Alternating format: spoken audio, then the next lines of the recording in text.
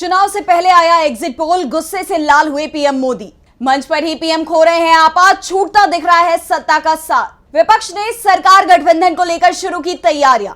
लोकसभा चुनाव में 6 चरण की वोटिंग हो चुकी है और जो रुझान सामने आ रहे हैं उसने बीजेपी कैंप में संकट का अलार्म बजा दिया है। दावा अब यहां तक किया जा रहा है कि बीजेपी के कई नेता अब विदेश भागने की तैयारी कर रहे हैं, क्योंकि उन्हें इंडिया गठबंधन की सरकार बनने पर अपनी गिरफ्तारी का डर दिखाई दे रहा है। दावा हो रहा है कि जिस तरह से जेडीएस सांसद प्रज्वल रेवन्ना गिरफ्तारी से बचने के लिए विदेश भागे हैं, उसी तरह से घोटालों में फंसे बीजेपी के नेता भी विदेश भाग सकते हैं। इस बीच बीजेपी की तरफ से विपक्ष पर दबाव बनाने का खेल भी हो रहा है।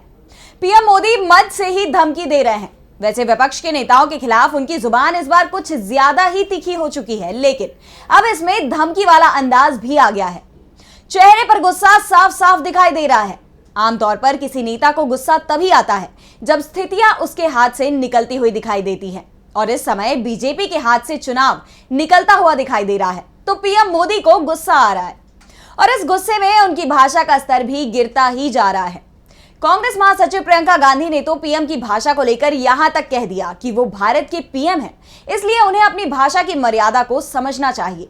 तो दूसरी तरफ पीएम मोदी पर विपक्षी दल के नेताओं के बयानों का कोई असर नहीं पड़ रहा है, बल्कि अब तो वो विपक्षी नेताओं को सीधे सीधे धमकी तक देने लगे हैं।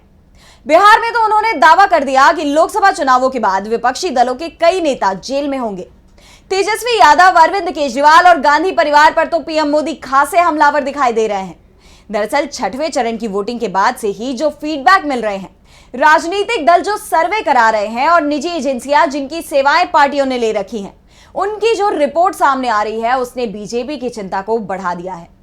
चुनाव के ऐलान के समय जहां बीजेपी के पक्ष में दावे किए जा रहे थे, वहीं पहले दौर की वोटिंग के साथ ही पूरा खेल पलट गया।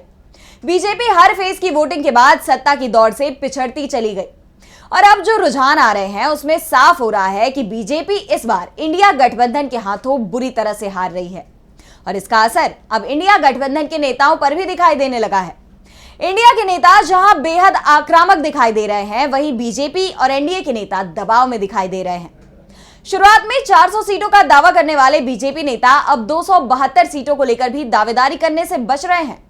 तो दूसरी तरफ कांग्रेस अध्यक्ष मल्लिकार्जुन खड़गे ने तो दावा कर दिया कि अकेले कांग्रेस ही 272 सीटों के पार जा रही है।